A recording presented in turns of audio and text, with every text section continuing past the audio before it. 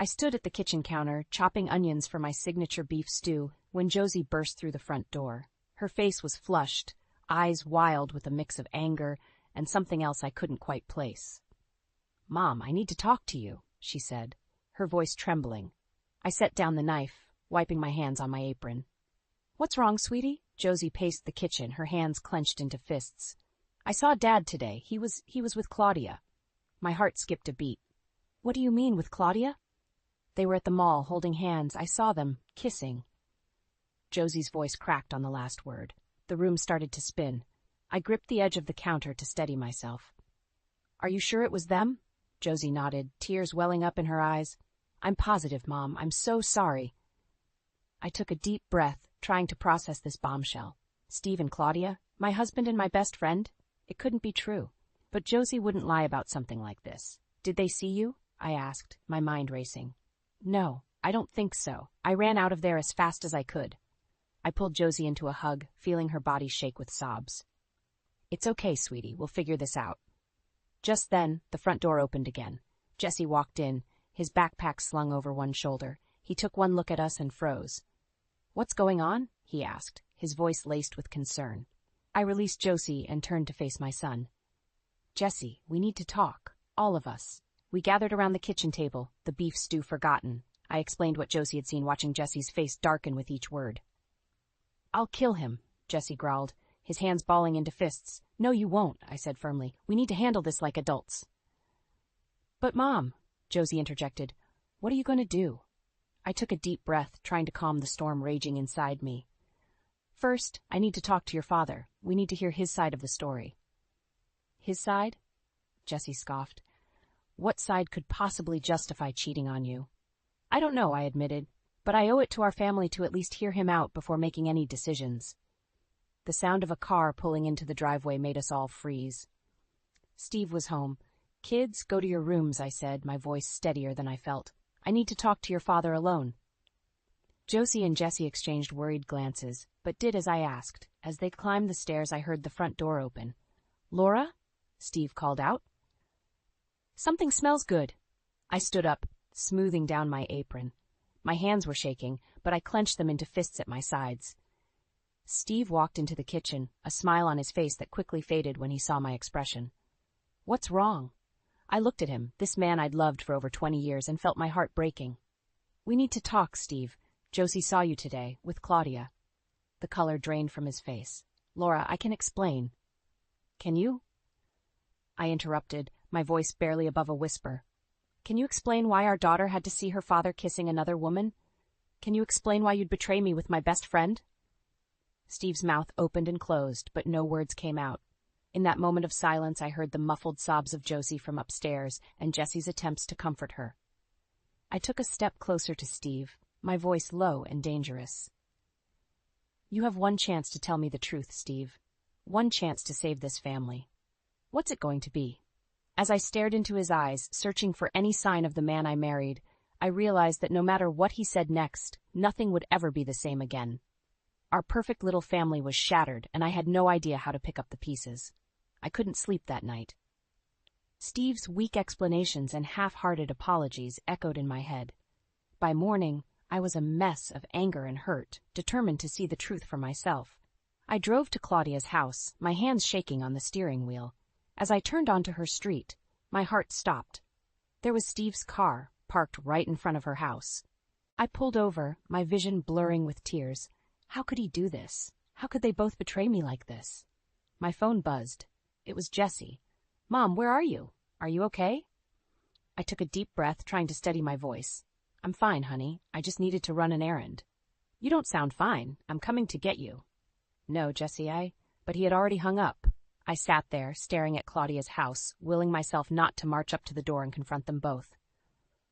20 minutes later, Jesse's beat-up Corolla pulled up behind me.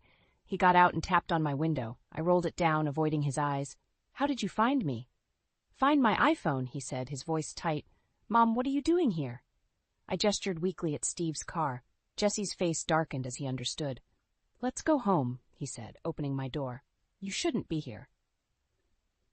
As I got out, the front door of Claudia's house opened. Steve stepped out, laughing at something behind him. When he turned and saw us, the laughter died on his lips. "Laura? Jesse?" He looked between us, confusion and guilt warring on his face.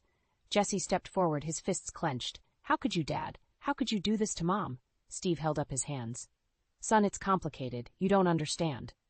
"I understand plenty," Jesse spat. "I understand that you're a lying, cheating—" "Jesse, stop," I said, grabbing his arm. "This isn't helping." Claudia appeared in the doorway, her face pale. "Laura, I'm so sorry. We never meant for this to happen." I laughed bitterly. "Never meant for what to happen, Claudia? For me to find out? For my children to see their father destroy our family?" Steve took a step toward us. "Laura, please, let's talk about this. Not here. Not like this."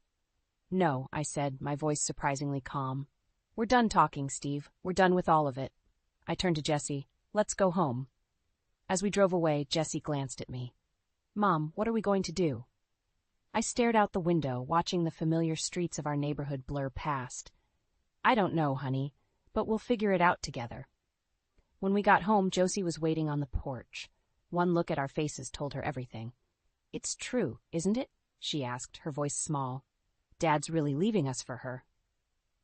I pulled both my children into a tight hug, feeling their bodies shake with silent sobs. "I don't know what your father's going to do," I said. "But I know that the three of us are going to be okay. We have each other, and that's what matters." We went inside, and I made us all some tea. As we sat around the kitchen table, I looked at my children's tear-stained faces and felt a fierce protectiveness wash over me. "I want you both to listen to me," I said. "What your father did was wrong. It's going to hurt for a long time, but we are not going to let this break us. We are stronger than that." Jesse nodded, his jaw set. "What do you need us to do, Mom?" I reached out and squeezed his hand. "Just be yourselves. Focus on school, on your friends. I'll handle everything else." Josie wiped her eyes. "But what about you, Mom? Who's going to take care of you?" I smiled, feeling a warmth in my chest despite everything. "We'll take care of each other. That's what family does." As we sat there sipping our tea and making plans for the future, I felt a strange mix of sadness and hope. Our lives had been turned upside down, but we were still standing. And no matter what Steve or Claudia or anyone else threw at us, we would face it together. The next morning, I woke to the sound of the front door slamming. Steve was home. I steeled myself for the confrontation I knew was coming. I found him in the kitchen, slumped at the table, his head in his hands. He looked up as I entered, his eyes bloodshot and weary. "Laura," he said, his voice hoarse. "We need to talk." I poured myself a cup of coffee, my hands steady despite the turmoil inside. "Yes, we do." Steve took a deep breath. "I'm sorry, I know that doesn't begin to cover it, but I am. What I did, it was unforgivable." "You're right," I said, my voice cold. "It was." He flinched at my tone. "I want to make this right. Tell me what I need to do." I laughed bitterly. "Make it right? Steve, you can't just fix this with an apology and some flowers. You destroyed our family." "I know," he said, his voice breaking. "But I want to try. For the kids, if nothing else." I set my coffee cup down hard, liquid sloshing over the rim. "Don't you dare use our children as an excuse. You should have thought about them before you started sleeping with my best friend." Steve's face crumpled. "Laura, please. I made a mistake, a terrible, awful mistake. But I love you. I love our family. If you loved us, you wouldn't have done this," I spat. He stood up, reaching for me. I stepped back out of his reach. "Don't touch me," I hissed. Steve's hand fell to his side. He looked defeated, lost. For a moment, I almost felt sorry for him. Almost. "What do you want, Steve?" I asked, suddenly tired. "Why are you really here?" He took a deep breath, squaring his shoulders. "I want a divorce." The words hit me like a physical blow. Even after everything, I hadn't expected this. "A divorce?" I repeated, my voice barely a whisper. Steve nodded, not meeting my eyes. "I think it's for the best, for all of us." I felt the room spinning. I gripped the edge of the counter to steady myself. "You want to leave me for her, for Claudia." "It's not like that," Steve protested weakly. "Then what is it like?" I demanded, my voice rising. "Explain it to me, Steve. Explain how you can throw away 20 years of marriage, 2 children, everything we've built together, for what? A fling with a woman who wears too much perfume and maxes out her credit cards?" Steve's face hardened. "Don't talk about her like that. You don't know her." "And you do?" I laughed, the sound harsh and brittle. Let me guess, she understands you in a way I never could. She makes you feel young again. Is that it?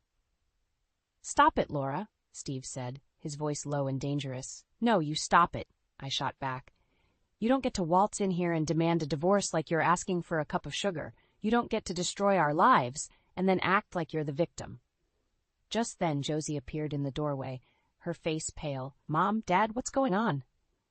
Steve's expression softened. Josie, honey, go back to your room. Your mom and I are just talking. No, I said firmly. She deserves to know.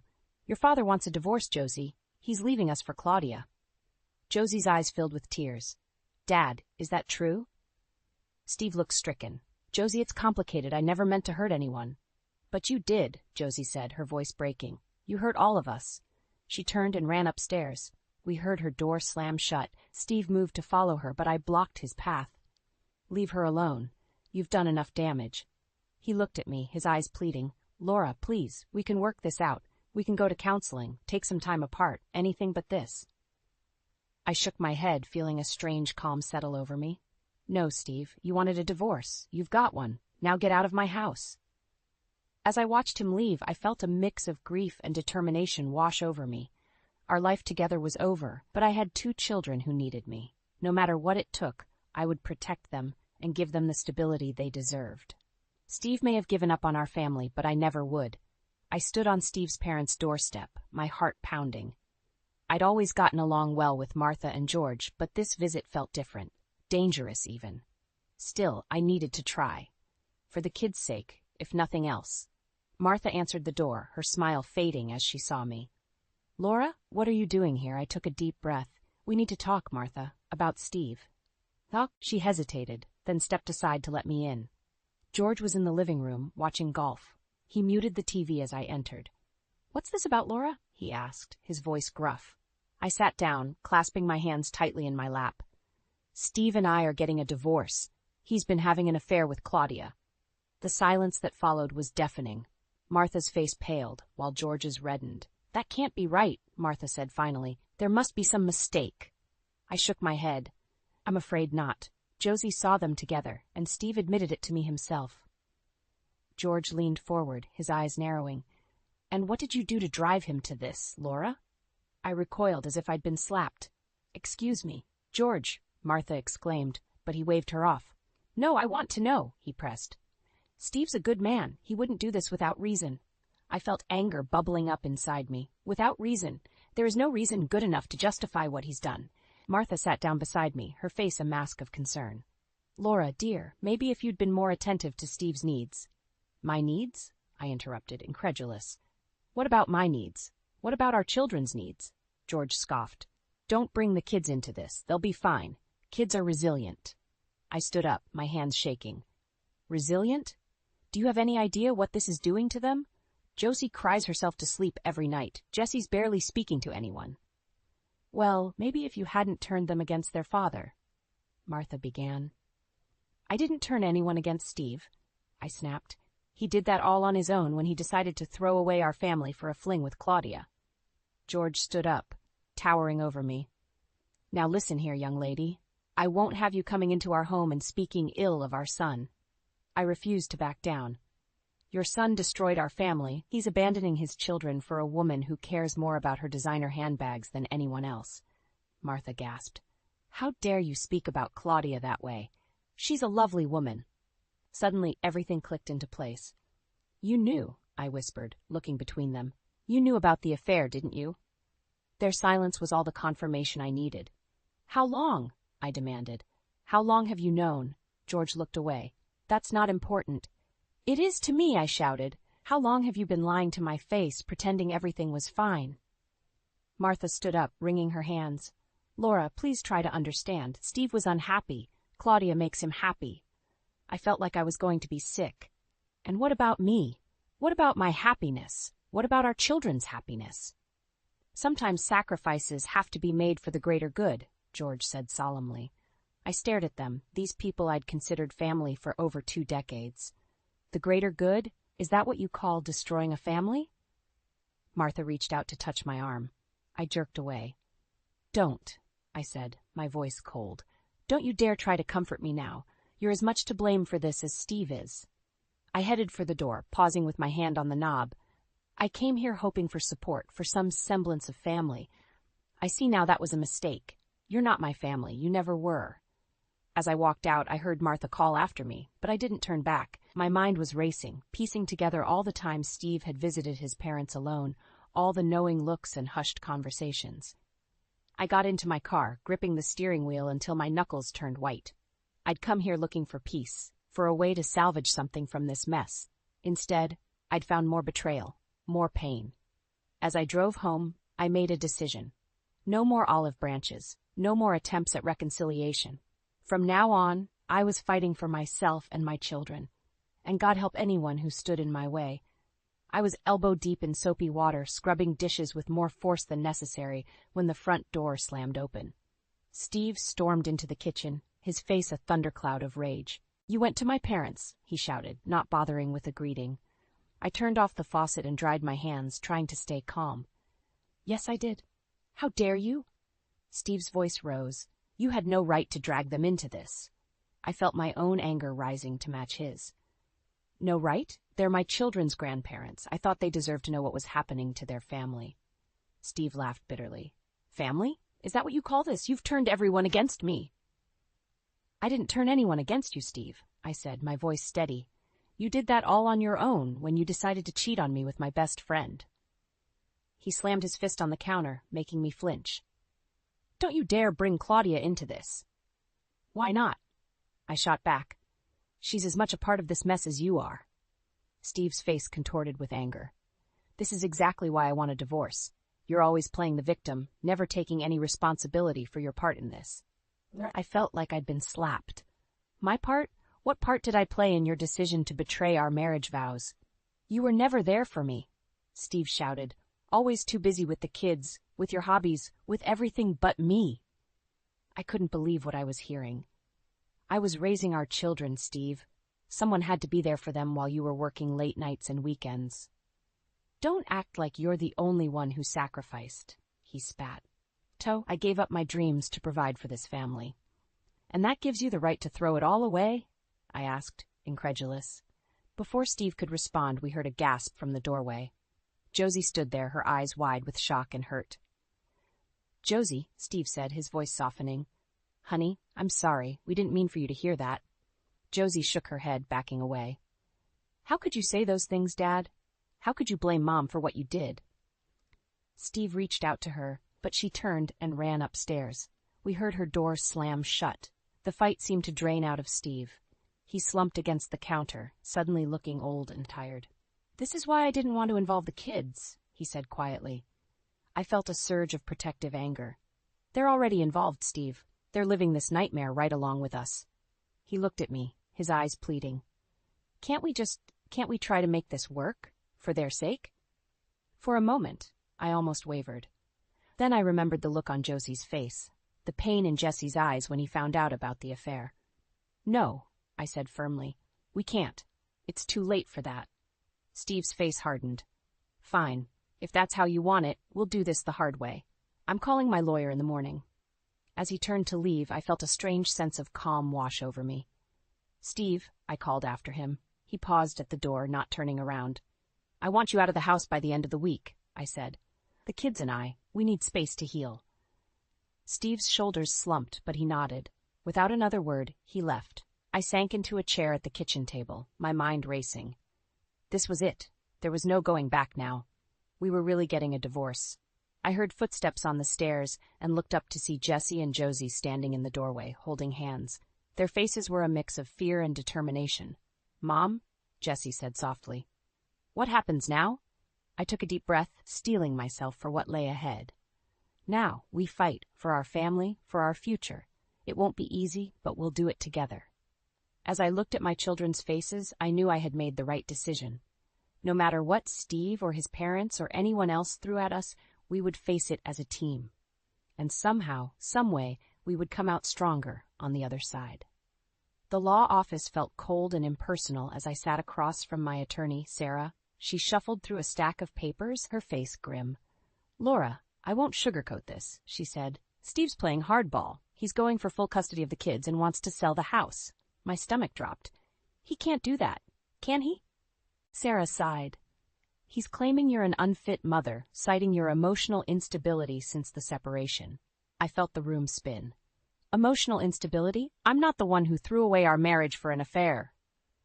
I know, Laura, Sarah said, her voice softening, but we need to be prepared. This is going to be a tough fight. As I left the office, my phone buzzed.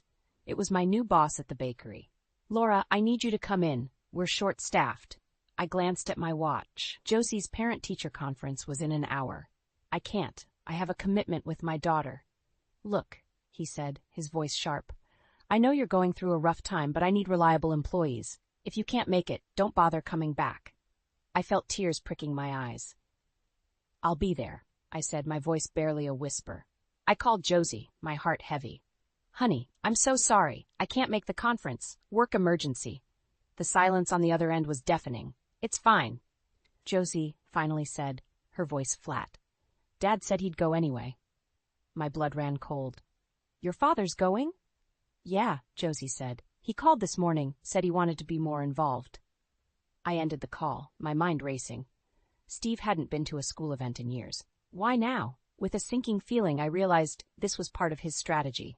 Painting himself as the involved parent while I was too busy working to show up. The bakery was chaos when I arrived. I threw myself into the work, trying to lose myself in the rhythm of kneading dough and decorating cakes. But my mind kept wandering to Josie, to Steve sitting in that conference, charming her teachers. As I was closing up, my phone rang again. It was Jesse. Mom, he said, his voice tight with anger. Dad's here. He's packing up his stuff. And he's taking some of our things, too. I felt a surge of panic. What? Jesse, don't let him take anything of yours or Josie's. I'm trying, Mom, Jesse said, his voice cracking. But he says as long as he's paying child support, he has a right to it. He took your recipe book, the one with Grandma's beef stew recipe. I felt like I'd been punched in the gut. That book was my most prized possession, filled with generations of family recipes. I'll be right there, I said, already running for my car. I broke every speed limit on the way home, my heart pounding. When I pulled into the driveway, Steve was loading boxes into his car. What the hell do you think you're doing? I shouted, slamming my car door. Steve turned, his face a mask of cold determination. Taking what's rightfully mine, Laura. You can't keep everything. I marched up to him, fury coursing through my veins. Give me back my recipe book, now. He smirked, holding it just out of reach. Oh, this old thing? I thought I'd give it to Claudia. She's always wanted to learn how to cook. Something inside me snapped. I lunged for the book, but Steve was quicker. He tossed it into his car and slammed the door shut. You can't do this, I said, my voice breaking. That's my family history, Steve. It's all I have left of my grandmother. For a moment, I saw a flicker of the man I used to love in his eyes. Then it was gone, replaced by cold indifference. You should have thought of that before you turned the kids against me, he said, getting into his car. As he drove away, I sank to my knees on the driveway, feeling utterly defeated. How had it come to this? How had the man I'd loved for 20 years become this stranger who seemed bent on destroying me?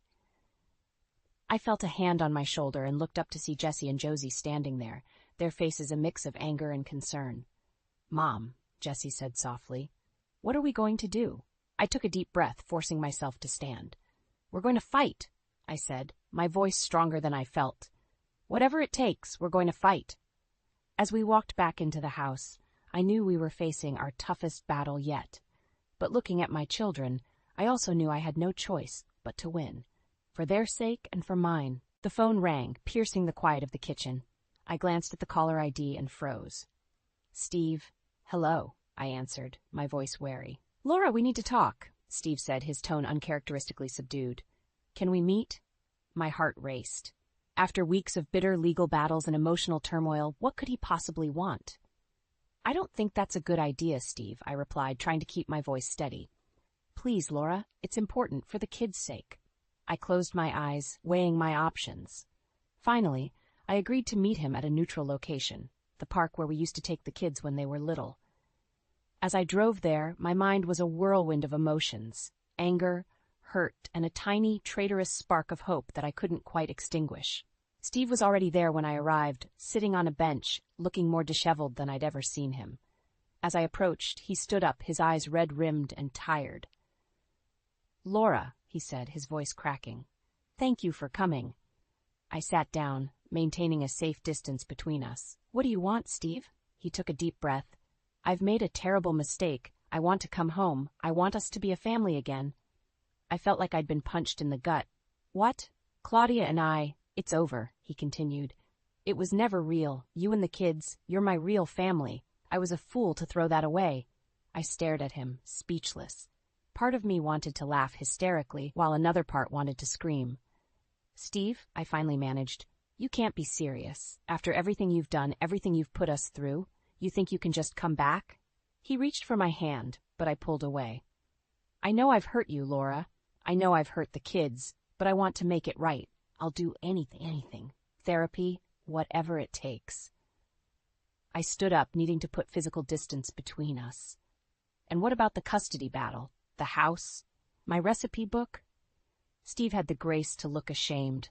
I'll drop everything, the lawyers, the custody fight, all of it. I just want my family back. For a moment, I let myself imagine it, going back to our old life, pretending none of this had happened.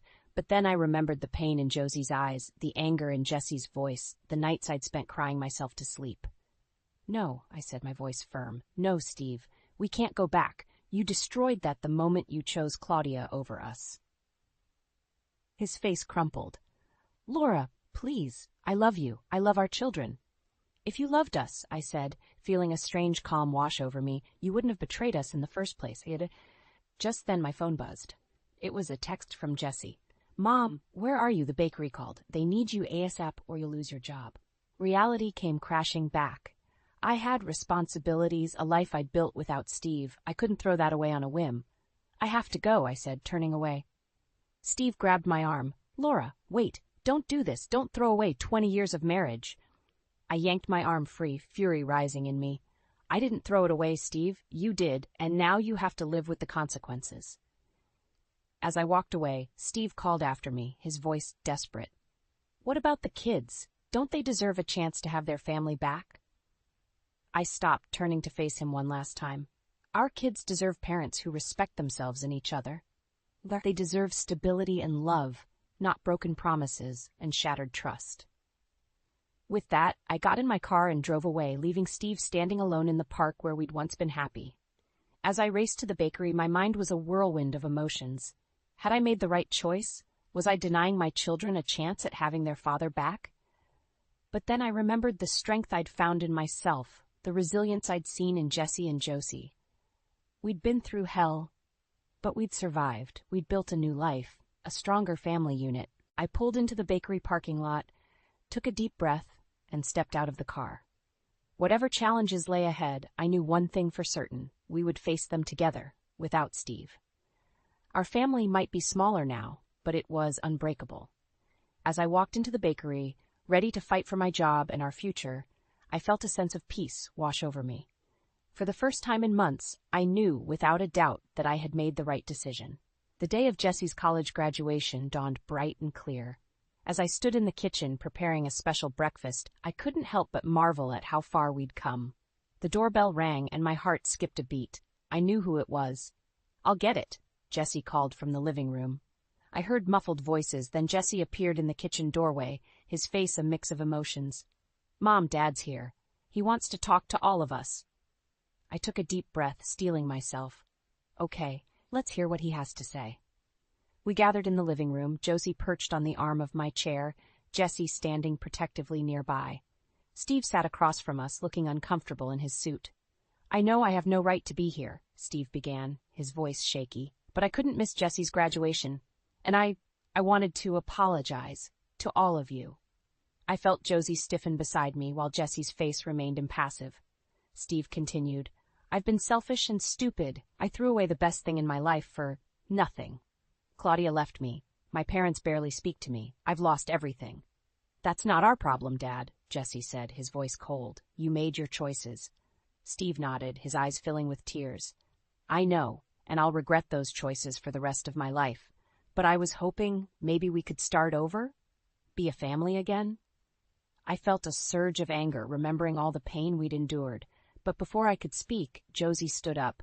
A family, she said, her voice trembling. We are a family, Dad. Mom, Jessie, and me. We've been there for each other through everything. Where were you? Steve looked stricken. Josie, No, she interrupted. You don't get to walk back in here and pretend nothing happened. Do you have any idea what Mom's been through? How hard she's worked to keep us together? I reached for Josie's hand, squeezing it gently. It's okay, sweetie.